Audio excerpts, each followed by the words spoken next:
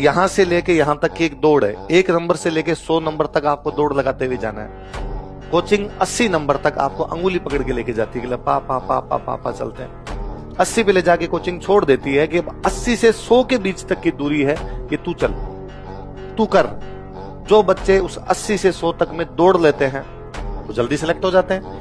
कुछ बच्चे 80 से 100 तक में धीमे धीमे चलते हैं, वो थोड़ा देरी से सिलेक्ट होते हैं। कुछ बच्चे 80 पे जाके बैठ जाते हैं कि गोदी ले लो, हमसे तो अब चला भी जाएगा नहीं, इतनी दूर तो अंगुली पकड़ के चल लिए थे, अब तो अंगुली पकड़ के भी चलेंगे, उनका होता नहीं। इतना सा मोटा मोटा सा फर्क रहता है। आप जो डिसीजन ले, जिस प्रकार का डिसीजन ले, उसके अंदर अपना पूरा कॉन्फिडेंस रखें कि मेरा निर्णय है, मैंने मेरी मर्जी से निर्णय लिया, किसी के कहने पर कुछ ही नहीं।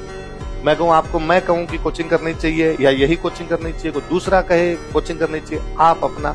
और इस आजकल इस सूचनाओं के संसार में ये सब बातें बेमानी हो गई कि आपको कोई चीज समझ में नहीं आए कि कहाँ पढ़ना चाहिए, क्या पढ़ना चाहिए, क्या नहीं पढ़ना चाहिए। इतने इतने माध्यम है जिनके माध्यम से आप पता लगा सकते हो कि कहाँ कोचिंग करनी है और कहाँ कोचिंग नहीं करनी। कोचिंग करनी है या नहीं करनी, इस प्रकार का क्या माध्यम हो सकता है? हमारे पास माध्यम में जिन लोगों के सिलेक्शन हो रखे हैं उनसे पूछ लिया जाए, उनमें से अधिकांशता आपको क्या कहते हैं मिलेंगे, उस हिसाब से कर लिया जाए। माध्यम ये हो सकता है कि वे लोग जो तैयारी कर रहे हैं, जिनका सिलेक्शन नहीं हुआ, पर इस प्रक्रिया से गुजर रहे हैं, उनसे पूछ लिया जाए।